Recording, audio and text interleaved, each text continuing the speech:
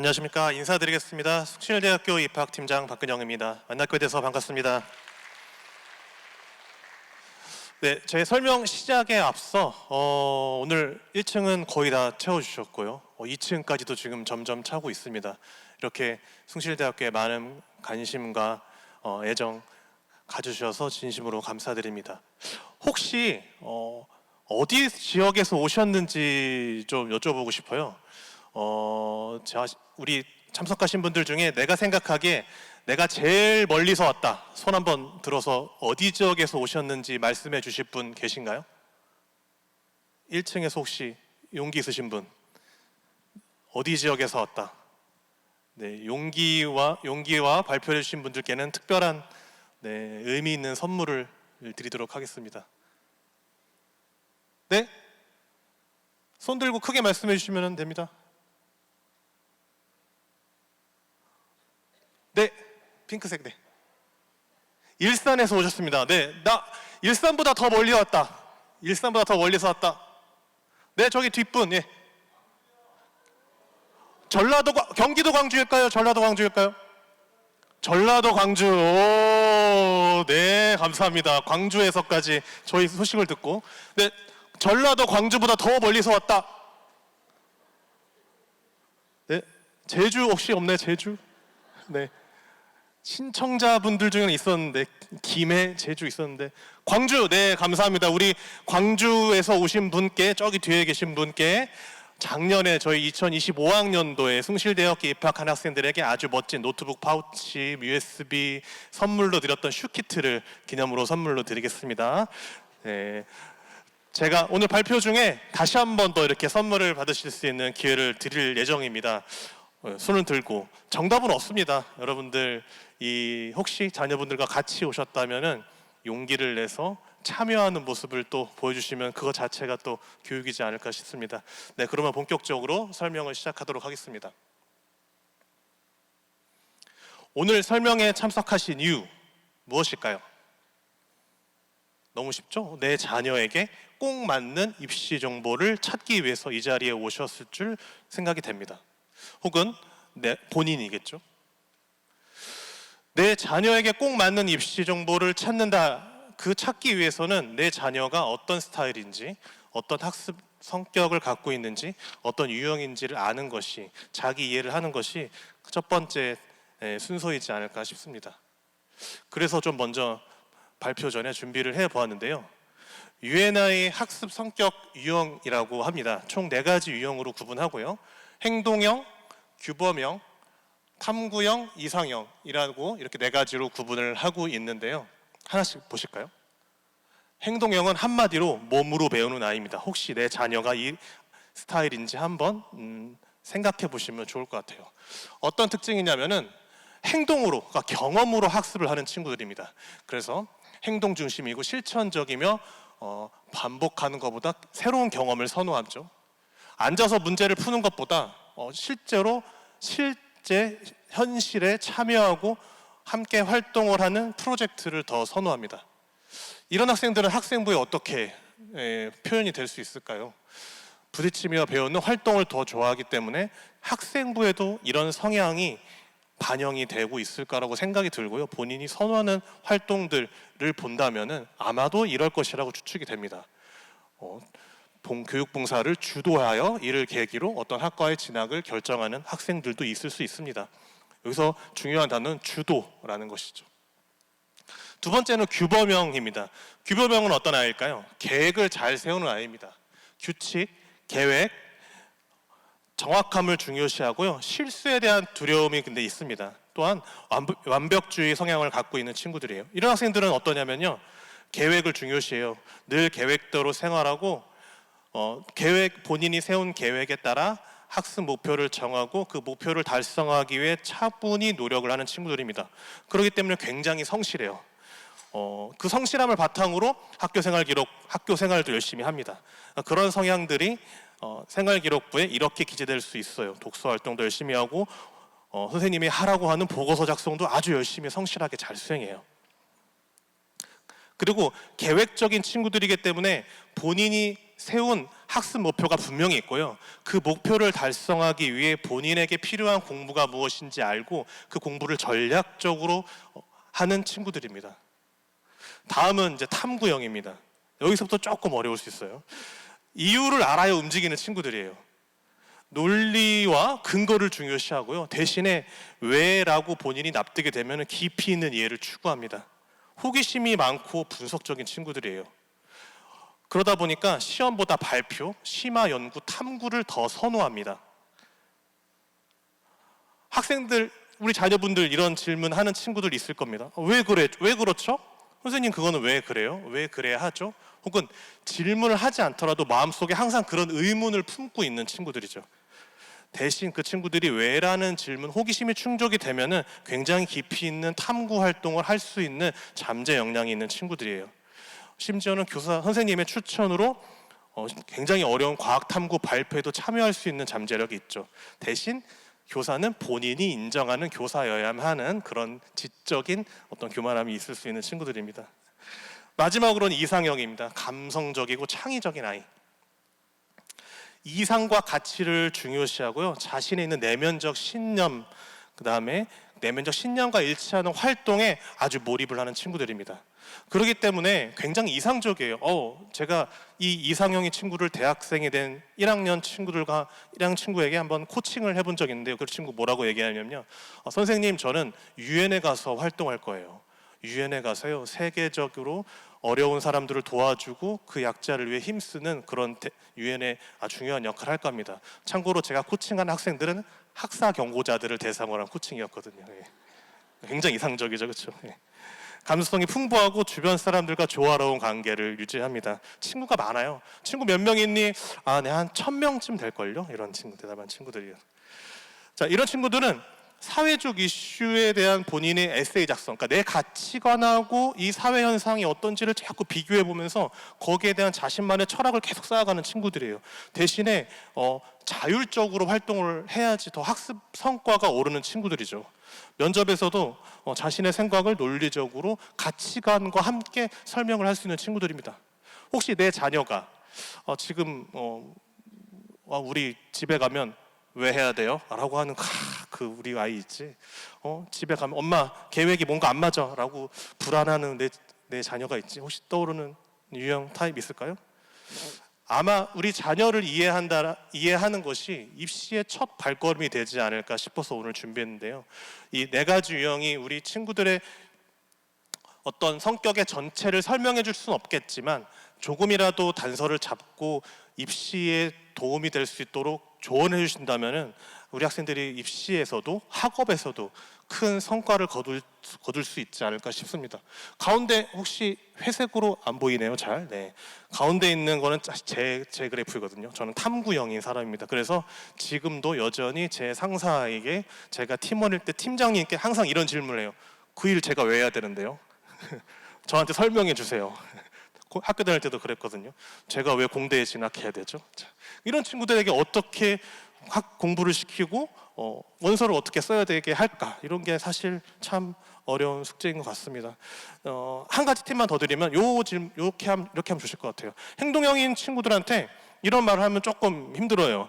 왜 가만히 못 있어? 너는 말보다 공부나 먼저 해. 이거 그냥 앉아서 끝날 때까지 해야지. 필요한 조언이 뭘까요? 한번 경험해봐. 너 목표를 길게 세우지 말고 짧게 끊어서 한번 세워볼까 우리? 야, 일주일 단위 말고 너는 25분 단위로 한번 목표를 세워봐. 이렇게 행동과 결과를 구체적으로 칭찬해 주시면 도움이 되고요. 규범해맹 친구들한테는 아까 철저하고 계획을 잘 세우는 친구들이었잖아요. 틀리면 큰일 나는 거야. 아니 고3인데 왜 이것까지 틀리면 어떡해? 이거는 기본이잖아. 이런 말이 굉장히 의기소침하게 만드는 말일 수 있습니다. 규범형 친구들한테는. 그래서 작은 실수에도 관대한 마음을 가지신다면 이 학생들이 훨씬 더 학습을 편안한 마음으로 할 수 있을 거예요. 탐구형인 친구들, 제가 정말 듣기 싫어했던 말 중에 하나인데, 그만 좀 따져라. 일단 왜요? 이유는 나중에. 이런 말들이 우리 학생들에게 좀 불편해하게 하는 말들이고요. 이 학생은 차분히 앉혀서 원리가 어떻고 구조가 어떻고 설명해주는 학습을 한다면은 성과가 날 거고요. 이런 선생님을 만난다면은 학습 성과가 훨씬 더 잘 나올 수 있는 유형들입니다. 마지막으로는 이상형 친구들, 아까 유엔에 가고 싶다는 학생에게 절대 하지 말아야 될, 당장 벌써 하고 싶은 말이지만 현실 좀 똑바로 봐, 너 학사 경고잖아, 이런 말들이 이 학생에게 굉장히 공부를 학업을 몰입하고자 하는 의욕을 꺾는 말들입니다. 학습 목표를 본인의 의미와 연결지어서 제시해 주신다면은 그 학생은 자율적으로 더 열심히 할 수 있는 친구들입니다. 어떻게 좀 도움이 되실까요? 집에 돌아가셔서 한번 시도해 보실 수 있으시겠죠? 우리 부모님들은 벌써 우리 가정에서 우리 학생들에게 코치이시리라 믿습니다. 우리 자녀가 어떤 유형인지, 그리고 그 유형의 어떤 학습 방법이 효과적인지, 그리고 그 학습이 어떤 전공, 어떤 학과, 그다음에 어떤 전형과 어울리는지를 알게 된다면은 입시를 준비하는 이 시간이 훨씬 더 전략적이고 따뜻한 여정이 될 수 있을 것 같습니다. 오늘 제가 드리는 이 숭실대가 드리는 지원 전략 설명회를 통해 숭실대학교에 대한 정보와 함께 자녀의 성장을 한번 연결해보는 의미 있는 시간이 되시길 바랍니다. 오늘 이 시간만큼은 제가 우리 학부모님들의 코치가 되어 드리겠습니다. 숭실대학교의 특별함을 먼저 말씀드리겠습니다. 숭실대학교는 1897년 평양에서 배어드 선교사님에 의해 설립된 학교고요. 1906년에 대한민국 최초의 근대대학으로 인가받은 대학입니다. 1938년 숭실대학교엔 아픈 역사가 있습니다. 또한 기념일이기도 하는데요. 숭실대학교의 가치와 신념을 지키기 위해 폐교를 하게 됩니다. 그래서 저희는 서울에 자리 잡은 지금까지도 폐교 기념일이라는 특별한 기념일을 갖고 있습니다. 1970년 대한민국 최초로 전자계산학과를 설립하고 대한민국에 처음으로 컴퓨터 교육을 시작하게 됩니다. 현 컴퓨터 학부의 모체가 되는 학과가 되겠습니다. 2005년에는 대한민국 최초로 IT 대학을 설립하고 2020년도에는 대한민국 최고 수준의 IT 교육과 연구를 위해 AI 비전 선포를 하는 일을 갖게 됩니다. 2023년에는 대한민국 최고 수준의 정보보호 인재를 양성하기 위해 LG U+와 정보보호학과를 설립하기도 했고요. 2028년도에는 이런 멋진 건물이 숭실대학교에 들어서면서 IT와 AI 명문대학으로 발돋움하기 위한 연구, 교육 전용 공간으로 만들 예정입니다. 최초에서 최고를 향한 숭실대의 역사 기대되시지 않나요? 이런 말이 있습니다. 말은 나면 제주로 보내고 사람은 나면 서울로 보내라. 들어보셨죠? 네, 감사합니다. 대답을 해주시면 제가 조금 더 신이라서 오늘 비밀스러운 정보도 많이 드릴 수 있을 것 같아요. 네. 이런 말도 있습니다. 들어보셨죠? 네, 감사합니다. 네. AI를 제대로 하려면 숭실로 보내라. 다 들어보셨을 거라고 생각이 됩니다. 그 게임 경진 대회라고 아시죠? 그런 것처럼 소프트웨어도 경진 대회가 있습니다. 글로벌하게 전 세계적인 대학을 대상으로 하는 경진 대회가 있습니다. 국제 대학생 프로그래밍 경진 대회라고 전 세계 모든 대학들의 학생들이 다 같이 모여서 대회를 하는 프로그래밍 대회이고요. 대한민국에서 대표 학교를 뽑습니다. 3개의 학교를 뽑았는데요. 서울대, 카이스트, 숭실대 3개 학교가 본선에 진출합니다. 저희 숭실대학교 학생팀이 열심히 연습을 해서 좋은 성과를 거뒀습니다. 24위. 자, 24위가 어느 수준이냐면 스탠포드가 31위였고요. 컬럼비아가 43위, 취리공대가 44위였어요. 숭실대학교가 24위입니다. 자, AI를 제대로 하려면 숭실로 보내야겠죠. 이게 특정 어떤 몇몇 학생들의 성과가 아니라 이 대회를 준비하기 위해 IT, 소프트웨어 관련된 모든 학생들이 참여하고 축제처럼 예선을 거쳐서 본선 진출 학생들을 뽑습니다. 또한 숭실대학교는 AI 시대 사회가 원하는 최고의 인재입니다. LG 디스플레이, 삼성전자, LG U+ 등 대기업과 협력을 하고 있고요. 이러한 협력을 바탕으로 우리 사회에서 요구하는 내용을 전공 교과에서 배우고 사회가 원하는 인재로 배출할 수 있는 AI 시대 사회가 원하는 최고의 인재로 발돋움할 수 있을 것이라 기대하고 있습니다. 이런 성과들은 취업률로 나타나고 있습니다. 숭실대학교는 2023년 졸업생 3,000명 이상 대학되는 학교들 중에 순수 취업률은 71.3%로 7위를 기록을 하였고요. 유지 취업률은 84.5%로 3위를 기록을 하였습니다. 순수 취업률 71.3% 이해되시죠? 100명 중에 71명 정도가 취업을 잘했다. 84.5% 유지 취업률의 의미는 무엇이냐면요. 질 좋은 우리 학생들이 원하는 직장에서 3월, 6월, 9월, 11월 1년 동안 그 직장을 잘 유지한 취업률의 지표입니다. 그래서 양질의 취업을 잘하고 있는지를 상징적으로 확인해 볼 수 있는 지표고요. 3위를 기록한 숭실대의 성과입니다. 또 숭실대는 특별한 교육이 있습니다. 자녀분들 이제 디지털 원주민이라고 불리죠. 우리 어머님, 학부모님들, 저는 이제 디지털 이주민이라고 하는데요. 우리 학생들 사실 이제 교감하기가 쉽지 않아요. 가상 공간에서만 뭔가 활발한 것 같고, 우리 학생들에게 필요한 교육은 무엇인지, 우리 학생들이 관계를 잘 맺고 있는지, 혹은 대학에 가서 잘 생활할지도 또 걱정스럽기도 합니다. 디지털 원주민들은 일방향적인 교육보다는 상호 호혜적인 교육에 익숙한 세대라고 합니다.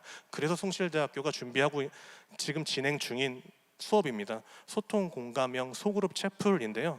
이 채플 시간에는 단순히 기독교적인 원리를 배우는 것이 아니라 다양한 분야의 전문 멘토와 함께 성장하는 시간을 갖습니다. 내 주제, 우리 다른 동료들이 고민하고 있는 주제를 함께 나누고, 그 나누는 가운데서 관계도 맺고 자신에게 어떤 중요한 인사이트도 얻고, 그런 의미 있는 소그룹 공동체, 특별한 교육을 하고 있습니다.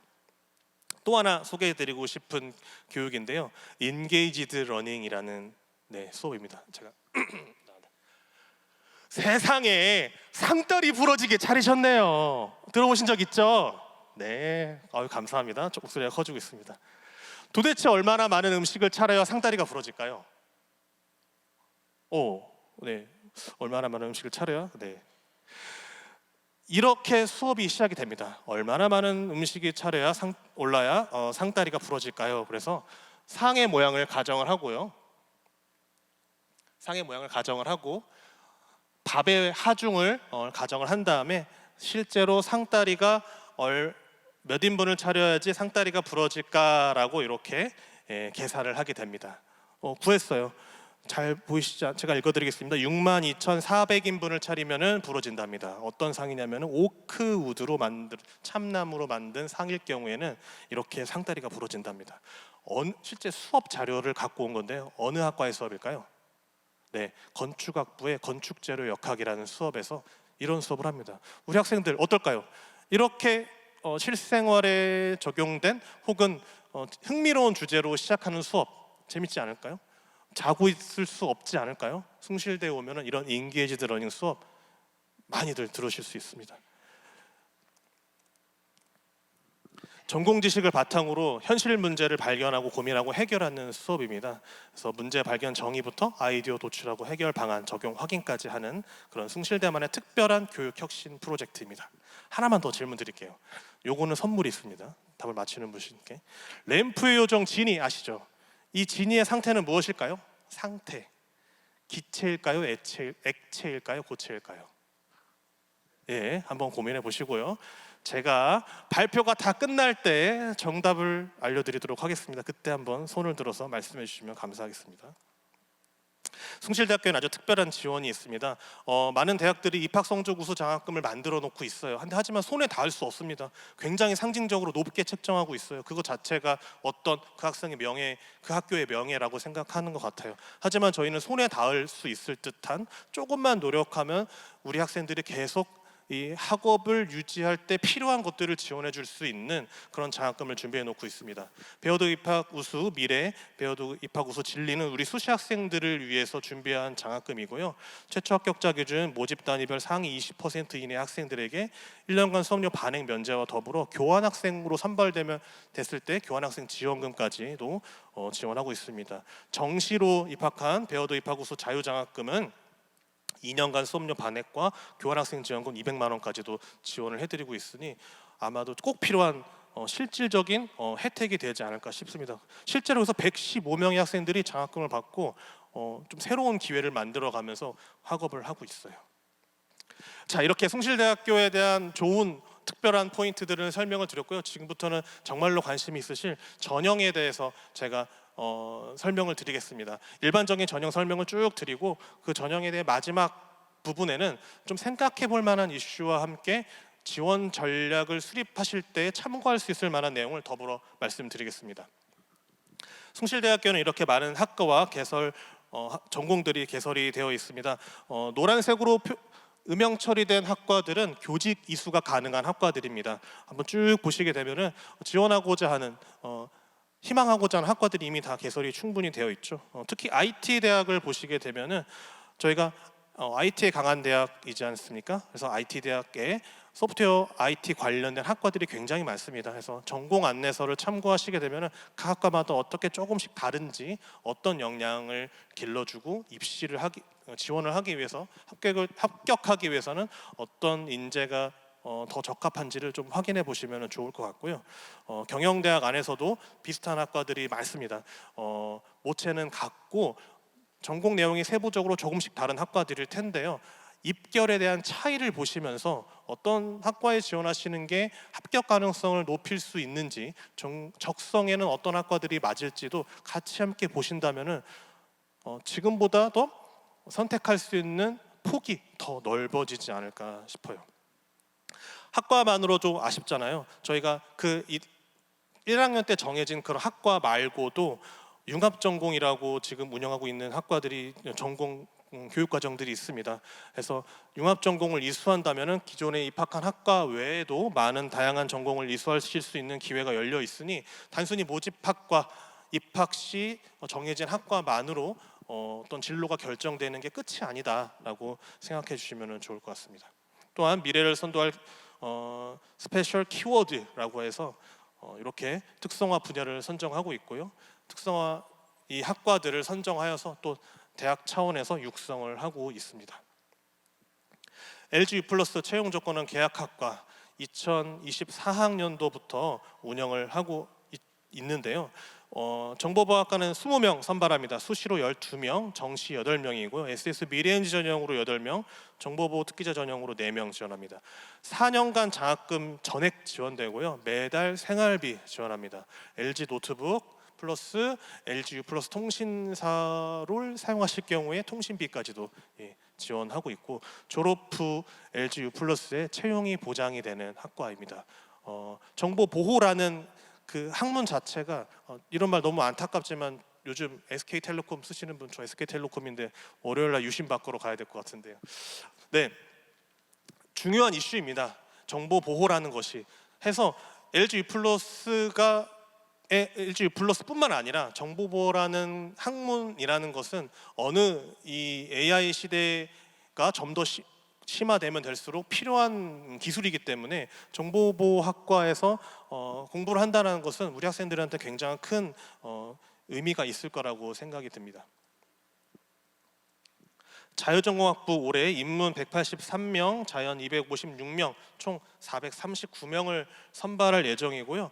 수시 학생부 수재 전형으로 41명을 선발하는데 인문은 18명, 자연은 23명입니다. 정시 수능 위주로는 398명 선발하는데 인문 165명, 자연 233명 선발할 예정이고, 자유전공학부는 1학년 때 자신의 흥미와 적성에 맞게, 사실 흥미와 적성 잘 모르죠. 자신의 흥미와 적성을 한번 알아보고 자기 이해를 통해 교양을 한번 들어본 다음에 전공을 선택하고 내가 그 전공에 맞는지 안 맞는지 한번 확인해 본 다음에 다시 한번 또 전공을 선택할 수 있는 기회가 있는, 2번 기회가 있는 전공인데요. 인문 혹은 자연으로 입학을 하였어도 실제 2학년 올라갈 때 학과를 선택할 때는, 학과가 정해질 때는 인문, 자연 구분 없이 어느 학과나 선택할 수 있습니다. 예를 들어 자유전공학부 인문으로 들어와서도 컴퓨터학부에 진학할 수 있습니다. 이렇게 1학년 1학기가 마치고 나면은 희망학과를 선택하고요. 1학년 2학기를 마치고 나면 한 번 더 희망학과를 선택을 해서 재수라든지 시행착오를 겪는 기회비용을 많이 줄일 수 있는 아주 좋은 기회라고 생각이 됩니다.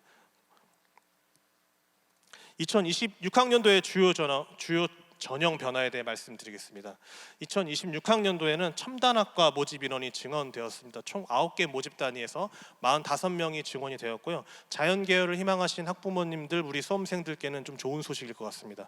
모집 인원이 45명 늘어나서 입결이라든지 경쟁률에 좀 유의미한 영향을 끼칠 수 있을 것 같습니다. 두 번째는 학생부 수재 전형 전 계열 걸쳐서 국수, 영탐, 이합 5등급 이내였는데 2합 6등급 이내로 완화되었습니다. 수시 학생부 교과 성적 반영 비율을 조정할 예정입니다.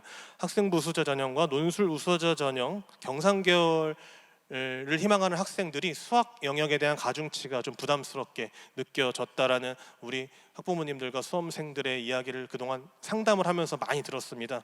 수학 가중치가 35에서 30으로 줄어들고요. 국어 가중치는 대신 15에서 20으로 늘어납니다. 수시 학생부 교과 성적 진로 선택 반영 비율을 조정하였습니다.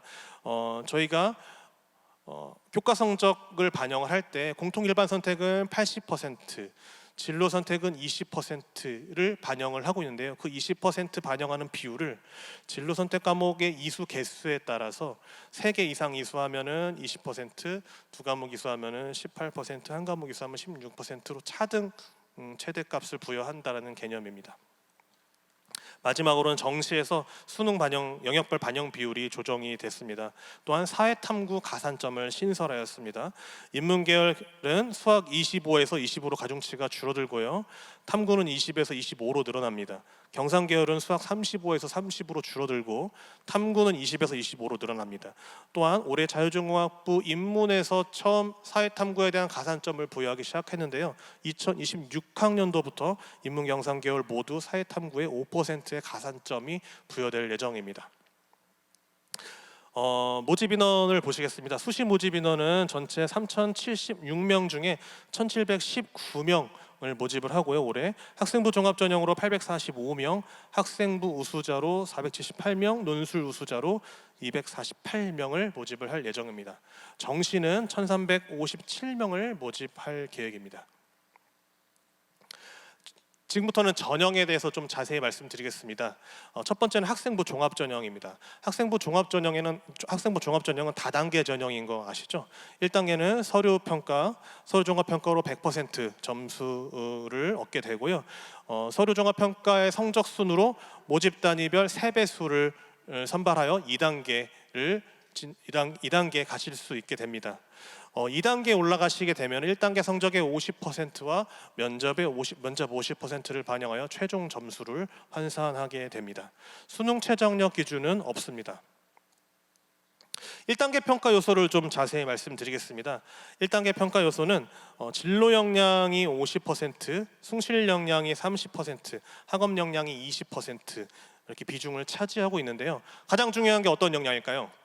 진로 역량입니다. 네, 50%를 차지하고 있는 진로 역량이고요. 진로 역량 안에는 좀 자세히 말씀드리겠습니다. 진로 탐색 노력과 전공 계열 적합성, 선택 과목 이수 적절성 이 3가지를 보고 있습니다. 진로 탐색 노력은 지원하는 학과와 관계없이 본인이 자신의 진로를 찾아가기 위한 다양한 경험과 과정을 평가하는 것이고요. 자기주도적으로 내 진로를 찾기 위해 다양하게 경험을 한 것 자체가 의미가 있습니다. 그래서 그런 노력을 종합적으로 평가하는 지표다라고 보시면 되겠고요. 전공 계열 적합성은 지원한 학과와 관련된 지원한 모집 단위에 속한 계열과 우리 학생이 얼마나 적합한지를 보는 지표인데요. 지원 전공 계열과 관련된 수업 및 활동에서 나타나는 어떤 탐구의 과정, 심화하는 노력, 깊이 있는 학습 이런 것들을 평가하게 됩니다. 이제 심화 탐구가 무엇인지, 깊이 있는 학습이 무엇인지 조금 어려우실 수 있어요. 그건 제가 또 다시 한번 설명을 드리도록 하겠습니다. 마지막으로는 선택 과목 이수 적절성입니다. 고교 교육 과정에서 지원 전공과 관련된 기본 개념을 학습하기 위해 이수해야 될 과목들이 있지 않습니까? 그 과목들을 적절하게 잘 이수했고 그 성취도가 어떠했는지를 평가하는 것입니다. 예를 들어서 내가 의생명 시스템 학부에 지원을 해야 되는데 의생명 시스템 학부에서 필요한 기초 과학 과목이 뭐라고 생각하세요? 생명과학 있겠죠, 그렇죠? 또 하나 뭘까요? 굳이 하나 더 뽑는다면 화학 정도겠죠. 근데 생명과학과 화학을 안 듣는다면은 선택 과목 이수 적절성에서 어떤 영향이 있을까요? 부정적인 평가를 받겠죠. 그런 식의 선택 과목을 지원하는 학과에 맞게 적절히 이수했는지에 대한 내용입니다. 다음은 숭실 역량이고요. 30%를 차지하고 있는데요. 첫 번째 요소는 협력적 소통입니다. 타인의 의견을 존중하고 자신의 생각을 효과적으로 표현하고 공동체 목표 달성을 위해 협력하는 그런 태도를 의미하고요. 성실성은 출결 봉사를 포함한 책임감을 갖고 의무를 다하는 태도, 인성은 학교폭력 조치사항이 반영된 공동체 윤리와 원칙을 준수하는 태도입니다. 마지막으로 20% 학업 역량입니다. 교과 성적과 학업 수행 성실성이고요. 우리 주요 교과 국영수사 혹은 국영수과에 해당되는 주요 교과를 정량적으로 환산하고 우리 3학 다섯 개 학기 동안 우리 학생이 얼마나 발전했는지 혹은 입시에만 반영되는 과목들만 편식적으로 학습을 하지 않았는지 이런 것들을 정성적으로 더불어 평가하는 전형입니다. 요소입니다.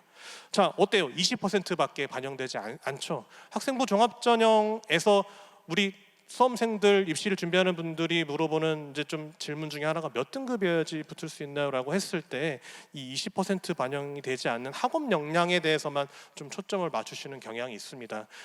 전체 1단계 요소 중에 20%밖에 차지하지 않는다라는 점을 좀 확인하시면서 나머지 50은 어떤 것이고 그것이 그 중에서 어떤 것이 제일 중요한지도 또 포커스 초점을 좀 맞추시고 입시를 준비하신다면 좀 도움이 되지 않을까 싶습니다. 2단계 올라가면요. 블라인드 면접이고요. 서류 기반으로 질문을 합니다. 2명의 면접위원과 개별 면접을 하고 12분 내외 시간을 소요가 됩니다. 면접 요소로는 전공 적합성하고 잠재력입니다. 전공 적합성은 전공 준비도와 전공 탐구 노력이고 잠재력은 자기평가력, 협력적 소통입니다. 그래서 이런 평가 내용들을 바탕으로 질문을 하게 되고요. 1단계와 다른 점은 1단계는 전공 계열 적합성인데 2단계 가서는 전공 적합성을 이제 확인하게 되죠. 실제 지원한 학과와 관련된 진로 탐색 과정, 지원학원 학과와 관련된 구체적인 학원 목표, 그다음에 지원하고 학과와 관련된 전공 관련된 기초 개념들을 질문을 하게 됩니다. 또한 우리 학생부 기재 내용들을 보면은 깊이 있는 탐구 활동들이 얼마나 있는지, 교과를 뛰어넘는 우리 학생들의 노력들이 어떤 것들이 있는지 이런 것들을 확인하는 그런 지표가 되겠습니다. 그 다음은 잠재력이고요, 자기평가락입니다. 아까 제가 학습 성격 유형에서도 말씀드린 규범형 학생이랑 조금 비슷할 수 있네요. 스스로 세운 목표에 비추어 자기를 평가하며 발전해 나가는 정도라고 해가지고요. 본인이 목표한 학습 목표를 세우고 그 목표가 적절히 잘 학업 성취를 이루고 있는지를 스스로 평가하면서 또 필요한 부분을 또 찾아가면서 자발적으로 학습하는 태도를 말합니다. 예시를 한번 말씀드릴게요. 실제 진로 탐색 노력이 어떤지 컴퓨터학부 합격생의 생기부 예시와 입학사정 간의 평가 내용을 보면서 이해를 하시면 더 좋을 것 같습니다. 이 학생은 인공지능과 컴퓨터 분야로 사실 일찍 진로를 정한 학생입니다. 지금 생기부 내용을 보시면 그렇죠. 자신의 희망 진로와 관련돼서 다양한 활동에서 동아리 활동 1학년 동아리 활동이 소설 동아리라고 되어 있는데요. 이 소설 동아리에서도 AI 관련된 본인의 또 관심 분야와 관련된 내용을 또 활동하게 되죠. 같은 학생입니다. 이 학생 프로그래밍 수업과 물리학 2 수업에서도 자기주도적인 실행 노력이 드러나고 공동교육 과정을 이제 본인이 추가로 더 이수하면서 프로그래밍에 대한 많은 관심과 실제 프로젝트를 하면서 이 학생들이 이제 이 학생이 학습을 했고 본인의 진로와 관련돼서 어떤 활동이 필요하고 어떤 활동을 해야 되는지 명백히 알고 있는 학생이라고 판단을 하였습니다. 수업 내용을 충실히 학습하기도 하면서 자신의 진로 탐색에 필요한 내용이 무엇인지 아는 이런 자기주도성도 입학사정관들은 아주 중요하게 평가를 하고 있습니다. 그 계획과 성과가 구체적이라고 한다면은 평가에서 좀 더 좋은 점수를 받을 수 있을 것 같고요. 진로 탐색 노력에 대한 이제 글로벌 통상학과 인문경상 계열의 합격생의 사례인데요. 이 학생은 1학년 때 초등교사를 희망을 했는데 진로가 바뀝니다.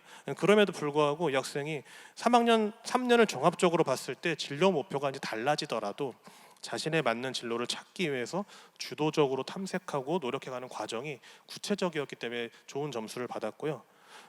또한 이제 진로 탐색 노력의 다른 과목에서도 보셨듯이 이제 스스로 자신의 진로를 찾기 위해 주도하는 노력, 그 과정에서 성장하고 발전하는 모습이 잘 보였기 때문에 우수하게 평가를 하게 되었습니다. 두 번째 요소는 전공 계열 적합성인데요. 의생명 시스템 학부의 합격생입니다. 이 학생은 의료와 생명 분야에 이제 관심을 두고 탐구 활동을 이제 하였죠. 여기 보시면은 수업 시간에 단 한순간도 놓치지 않게 집중하는 학생이다라는 선생님이 아주 우수한 평가가 사실 있었고요. 의료 로봇공학과 미적분의 사용이라는 주제로 보고서를 작성을 하였습니다. 이제 이런 내용들이 사실 교과를 뛰어넘는 이제 그런 내용들이라고 저희가 판단을 하였고, 최근 연구 동향에도 관심을 갖고 그 내용을 바탕으로 전공 주제 탐구 활동을 이제 하였기 때문에 우수한 학생이라고 평가를 하였습니다. 동아리에서도 이제 우리 이 학생의 우수성을 이제 보여줄 수 있고요. 이제 다만 어려운 내용을 꼭 해야지 심화 탐구를 했냐라는 질문이 있을 수 있습니다. 하지만 분명히 이제 어려운 활동을 하는 것이 1단계 평가에 좋다라고 생각하시는 분들이 있어가지고 논문도 찾아보고 각종 학술 자료 어려운 내용을 넣지만, 저희가 이러한 내용들은 실제로 학생들이 충분히 소화할 수 있는 내용이었는지 면접 때 다 확인하고 있습니다. 그래서 이 학생이 제대로 대답을 못한다면 오히려 더 부정적인 면접에서 영향이 있을 거고요. 그 학생 심층 면접을 통해서 이 학생은 이제 확인하고, 이런 것들은 확인하고 있으니 실제 우리 학생이 깊이 있는 학습을 하였는지가 더 중요할 것 같습니다. 마지막 사례로는 우리 사학과 학생이고요. 이 학생은 3학년 동아시아사 시간에 탐구 활동을 하면서 많은 이제 활동을 했고요. 이 학생 자료 수집할 때 논문, 학술 논문까지도 찾아보고서 어려운 주제 탐구 활동을 했는데, 사실 말씀드린 대로 꼭 어려운 주제만을 하지 않더라도 다양한 곳에서 본인의 의문사항이나 질문사항을 해결하기 위해 자기주도적으로 그 자료를 찾아가는 과정을 의미 있게 봤다라고 생각하시면 좋을 것 같고요. 또한 이 학생은 학습한 지식을 실생활에까지 적용하여서 성과를 낸 학생입니다. 이 학생이 결국 그 깊이 있는 삶과 연계된 학습을 정확하게 구현했다라고 보시면 좋을 것 같습니다. 학생부 종합전형 1단계 서류평가 점수는 교과 내신 등급이 좌우할까요? 아니죠, 그렇죠? 예. 저희 숭실대학교에 입학한 학생들, 지원한 학생들 보면 2, 3등급 학생들이 대부분만을 차지하고 있습니다. 근데 실제로 2, 3등급 그 많은 등급들이 있지만 그 등급 내에서도 서류평가 점수를 보시면은 점수를 잘 받는 학생과 그렇지 않은 학생들이 나뉘고 있어요. 그 이유는 무엇일까요? 학생부 위주 전형에서 우수한 지원자의 기준은 무엇이길래 이렇게 점수가 나뉠까요? 학교 생활을 충실히 했는지 안 했는지가 이제 그 기준이 될 수 있을 것 같습니다. 학교 생활이라는 수업과 비교과 활동을 의미를 합니다. 두 가지 측면으로 제가 조금 오늘 인사이트를 좀 드리겠습니다. 첫 번째는 우리 자녀가 내가 가진 학생부가 우수하지 않은지, 첫 번째 측면은 2022 개정 교육과정 측면이고요. 2022 개정 교육과정에서는 깊이 있는 학습이라는 모토로 개정 교육과정을 설계했는데요. 그 세 가지 요소는 교과 간 연계와 통합, 삶과 연계한 통합, 학습 과정에 대한 성찰, 이 세 가지를 강조하고 있습니다. 2022 개정교육과정 총론에서도 보면은 이 세 가지가 명확히 드러납니다. 교과 내용을 단순 암기를 넘어 역량을 함양시키라고 하고, 교과 간 연계와 통합하라고 하고, 삶과 연계한 학습을 하라고 하고, 학습 과정에 대한 성찰이 이루어지도록 교육과정을 설계하라고 우리 선생님들께 교육과정 총론을 통해 안내를 하고 있고요. 자, 그렇다면은 대학은 어떻게 이 교육과정 총론과 2022 개정교육과정의 어떤 모토를 참고해서 대학이 평가 기준을 만든다고 해서 어떻게 만들까요? 첫 번째, 선택 과목 이수가 적절하고 우수하였는지, 당연히 그 지원학과에 필요한 기본 개념을 이해했는지가 중요하니까요. 두 번째는 관심 분야나 주제에 대해 교과 내 영역이나 교과를 넘나들며 탐구했는지, 아까 교과 간 통합 있었죠? 총론에. 3. 또는 현실에 적용하고 활용한 경험이 있는지, 또 저희 우수한 학생부라고 보는 관점입니다. 또 자신의 성취를 점검하고 더 필요한 공부가 있는지 고민하고 개선한 경험이 있는지, 마지막으로는 그 외에 특별히 더 노력하며 탐구한 사례가 있는지를 대학에서는 보고 있고요. 사실 이렇게 매우 우수 보통으로 스스로 이 내용을 바탕으로 한번 점검해 보시는 것도 의미가 있을 것 같아요. 자, 그럼 매우 우수와 우수 보통 어떻게 구분하죠? 이렇게 구분할 수 있지 않을까 싶어요. 교과의 성취 수준 관점, 두 번째 관점입니다. 이렇게 구분하면 좋을 것 같아요. 이해, 설명하고, 적용하고, 사례를 분석하고, 이 세 가지가 사실 교과의 성취 수준의 어떤 단계입니다. 대표적인 서술어로 학습하고 이해하고 배우고, 조금 더 나아가면 설명하고 제시하고, 제일 높은 거는 분석하고 현실에서 찾고 적용한다. 2015 교육과정 통합사회에서 생활공간과 사회라는 단원의 성취 수준 표입니다. 자, 제가 이제 이 음영 처리해 놓은 거 보시면 방금 말씀드린 그런 원리가 지금 담겨져 있죠. 네. A 수준의 학생은 어떤 행동을, 어떤 역량을 갖고 어떤 행동을 나타내는지를 이렇게 구분하고 있습니다. 선생님들 연수 자료에 쓰는 자료예요. 블룸의 교육 목표 분류 중에 인지 영역의 6단계입니다. 자, 기억하기부터 창조하기까지는데 서술어를 보시게 되면은 인지하기부터 설계하기까지 좀 다양하죠, 그렇죠? 단계가 있죠. 이런 것들을 참고하고 나면은 아까 말씀드린 매우 우수와 우수와 보통을 조금 우리 내 학생부는 어떤지를 좀 구분해 내실 수 있지 않을까 싶습니다. 이런 관점으로 학생부를 다시 한번 보신다면은 사설 컨설팅을 떠나서 좀 스스로 점검할 수 있는 그런 역량을 우리 학부모님들과 우리 수험생들이 가지실 수 있지 않을까 싶습니다. 2단계 평가가 1단계 성적의 50%와 면접 50%였습니다. 해석하기 어렵죠? 1단계는 2, 3배수 합격, 1단계 2, 3배수로 합격한 합격자 중에 최종 등록한 학생들의 비율이 65.6%였습니다. 그 의미는 1단계에서 2, 3배수로 붙었다 하더라도 면접으로 뒤집은 친구들이 65.6% 정도라고 생각하시면 좋을 것 같고요. 생활기록부는 우리 학생의 자신의 어떤 정서적인 것이나 자신의 가치관, 내 이야기를 할 수 없잖아요. 근데 면접을 통해 그런 이야기들을 충분히 하실 수 있는 기회가 있고, 그 면접 과정에서 그런 것들이 잘 표현이 된다면은 충분히 뒤집을 수 있다라는 의미입니다. 면접에서 질문 예시예요. 이런 질문들이 나왔습니다. 연습할 때 학생부 내용을 토대로 꼬리 질문을 만들어가면서 연습을 하면 도움이 되지 않을까 싶습니다. 실제 사례입니다. 행정학부에 지원한 학생의 사례인데요. 특이하게 사회복지 정책에 관심이 있었고요. 우리 학생 특정한 활동이 어떤 분절된 경험에 대해서만 질문이 나온 게 아니라 우리 학생이 학생부를 쭉 전체 맥락을 이해하고 나왔던 질문들입니다. 그래서 내 학생부를 쭉 살펴보면서 전체 맥락이 어떤지를 한번 파악하시는 것도 면접 준비하실 때 도움이 될 것 같고요.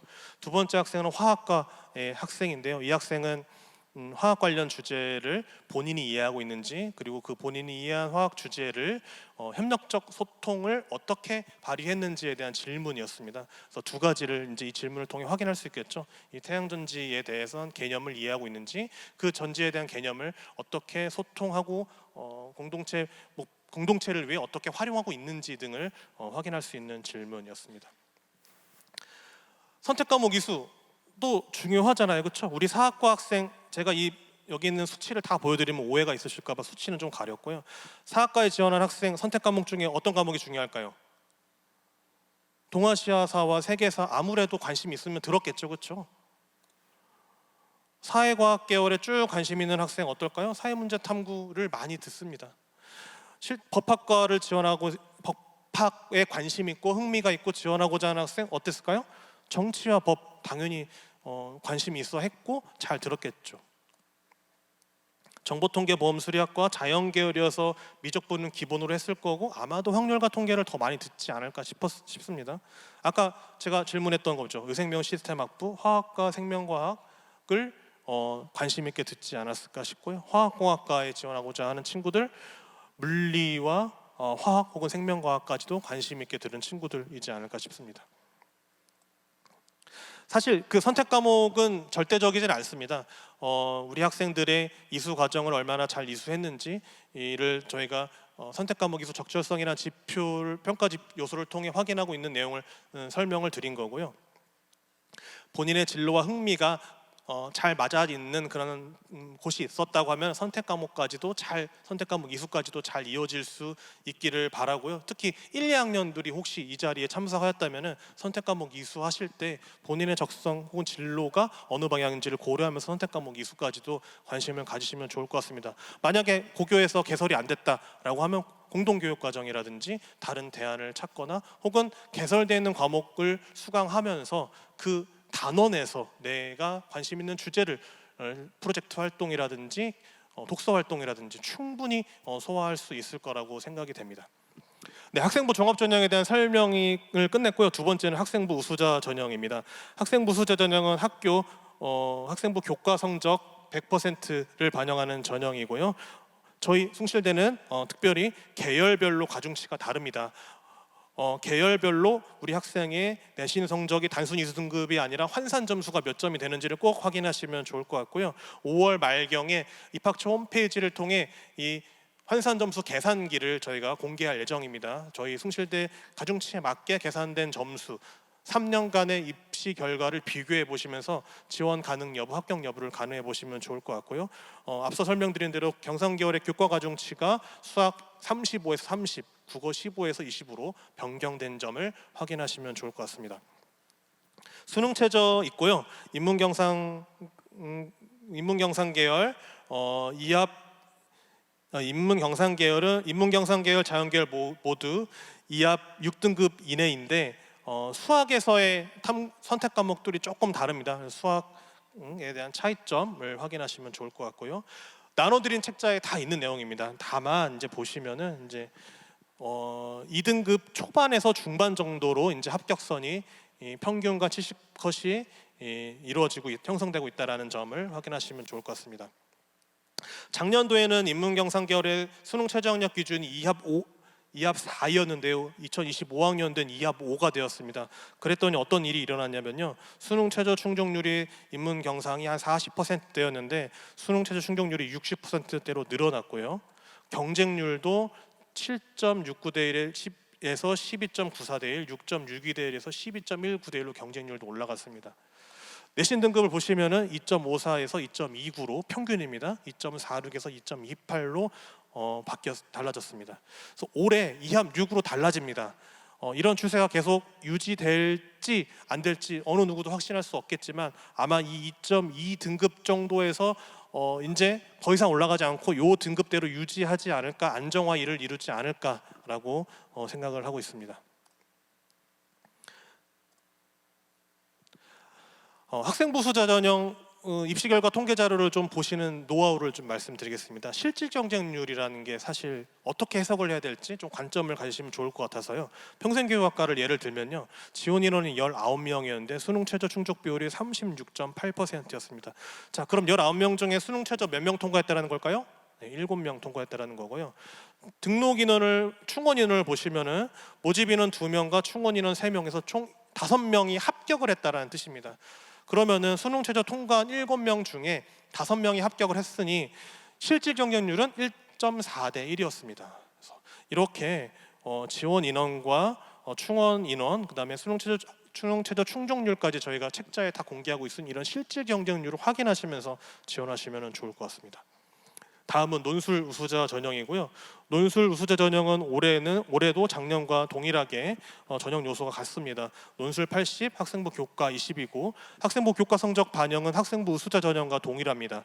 공통 일반 선택 80%, 진로 선택 20%, 계열별, 교과 영역별 가중치가 달리 적용이 된다라는 점 반드시 확인하셔야 되고요. 인문경상 자연계열은 각 계열별로 출제 방향은 이제 이미 배포해드린 자료를 확인하실 수 있는데 이렇게 보시는 바와 같습니다. 다만 논술고사 일정이 조금 저희가 아직 고민 중에 있습니다. 저희가 수능 바로 끝나고 다음 주 토요일 날 논술을 보통 받는데요. 이 논술을 다음 주 토요일로 미룰지 동일하게 그 주로 시행할지를 검토하고 있는 중입니다. 모집 요강을 통해 이 자세한 확정된 날짜는 말씀드리도록 하겠습니다. 수능 최저는 이합 5등급이고요. 작년에는 인문경상 이합 4였는데 올해 이합 5가 되면서 어떤 일이 일어나는지 또 같이 보겠습니다. 수능 최저 충족률은 달라지지 않았습니다. 그래서 논술 우수자 전형은 아직도 이합 5가 부담스러운 기준이구나라고 저희가 2025학년도 입시를 하면서 느꼈고요. 대신에 경쟁률은 올라갔습니다. 논술 반영 비율이 60에서 80%로 올라갔기 때문에 우리 학생들이 논술 80이라는 비율 숫자 자체가 지원하는데 좀 부담을 주었던 것 같고요. 그래서 경쟁률이 2배 정도 올랐다는 거 확인하실 수 있습니다. 2027학년도에는 좀 아쉽지만 이합 6으로 논술도 완화됩니다. 그래서 이런 예정을 앞두고 있다는 점 말씀드립니다.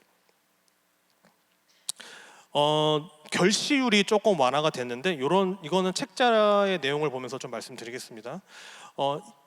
학생부 교과 성적 반영 비율이 논술 이제 40이었는데 20으로 줄면서 어떤 영향이 있냐면 6등급에 근접한 학생들이 이제 합격을 하기 시작했습니다. 지금 보시면 6등급에 근접한 학생들 보이고요. 6등급을 넘어가는 학생도 지금 나타나고 있습니다. 근데 이 학생은 논술 점수 대신에 최우수, 이 학과에서 논술을 가장 잘 본 학생이었고요. 회계학과 합격한 학생은 논술 점수가 우수했고 수능 최저를 통과한 것까지도 이제 영향을 끼쳤습니다. 정보통계보험수리학과 이 학생도 논술 점수가 최우수인 학생이었습니다. IT 쪽에서도 논술 점수와 더불어 수능 최저를 통과한 학생들이 내신 성적 6등급 때도 합격을 하는 이제 일이 생겨나고 있고요. 우리 지원하시고자 하는 학부모님들이나 우리 학생들도 6등급 때에도 논술만 잘 본다고 한다면 합격 가능성이 있다라는 점을 확인하실 수 있을 것 같습니다. 나눠드린 책자를 보시면 실질 경쟁률이라고 있습니다. 실질 경쟁률은 논술 결시자 제외하고 응시한 학생들 중에 수능 최저를 충족한 학생들만 골라낸 실제 지원자들에 대한 경쟁률이고요. 실질 경쟁률을 보시면 좌측에 있는 경쟁률과 좀 차이 나는 것을 보실 수 있습니다. 그래서 실질 경쟁률을 보시면서 너무 이제 경쟁률이 40대 1 혹은 많이 높은 경쟁률에서는 실질 경쟁률을 통해서 지원 가능성을 좀 엿보시길 바랍니다. 마지막으로 정시 모집 수능 위주 전형입니다. 이 자리에 오신 분들은 사실 정시는 아직 염두에 두시지 않으셨겠죠? 수시에서 이제 올해 입시의 성공적인 결과를 다 기대하시라고 생각이 되는데 정시는 간략히 말씀드리겠습니다.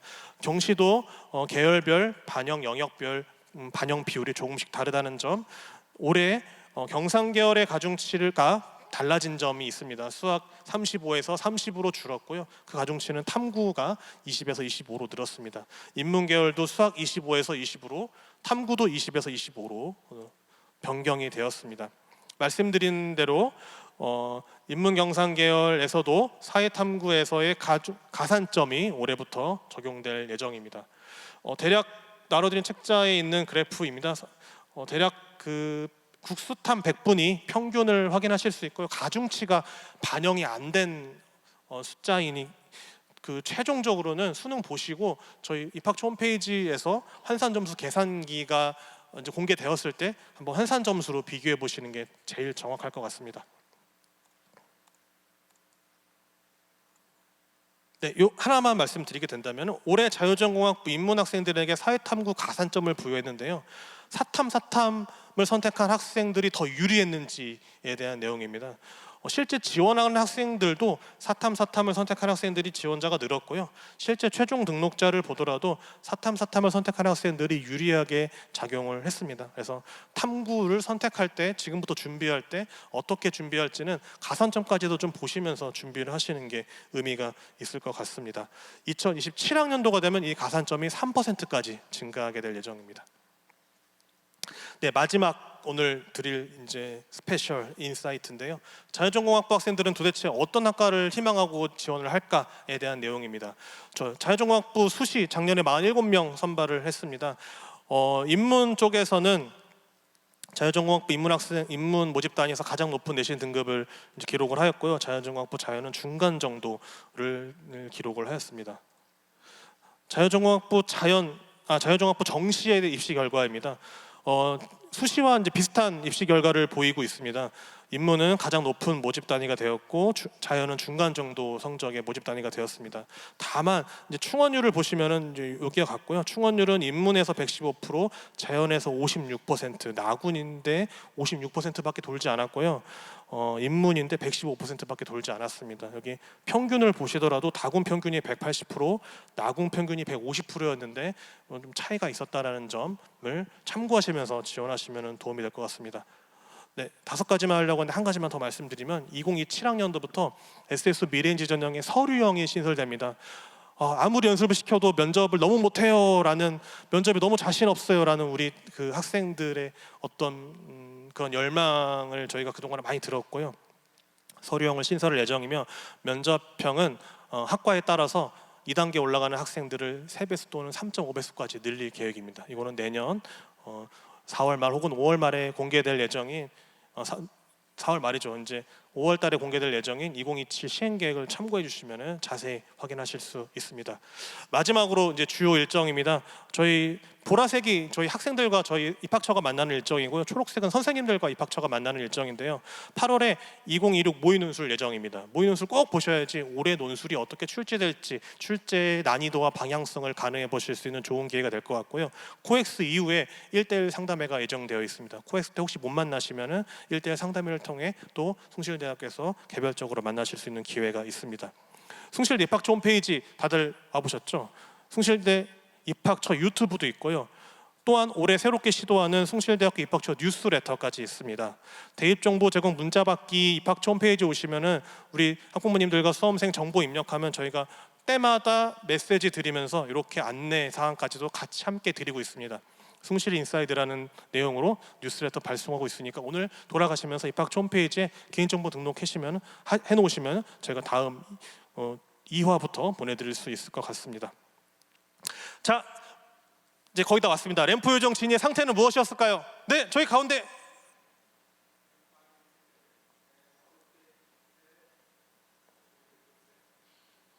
조금만 크게 말씀해 주시겠어요?